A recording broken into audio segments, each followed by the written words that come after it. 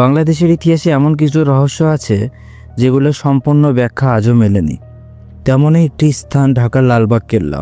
মুঘল আমলে নির্মিত এই কেল্লাটি শুধু একটি ঐতিহাসিক স্থাপনা নয়, বরং এর সঙ্গে জড়িয়ে আছে নানা অজানা গল্প ও ধারণা করা হয় এই কেল্লার ভিতরে একসময় গোপন সুড়ঙ্গ ছিল, যা জরুরি সময়ে পালানোর পথ হিসেবে ব্যবহৃত হতে পারত। মুঘল স্থাপত্য এমন সুড়ঙ্গ থাকা অস্বাভাবিক নয়। স্থানীয় লোককথায় বলা যায় যে এই সুড়ঙ্গগুলোর কিছু অংশ এখনও বন্ধ হয়ে গেছে এবং অনেক জায়গায় এখনও পুরোপুরি অনুসন্ধান করা হয়নি।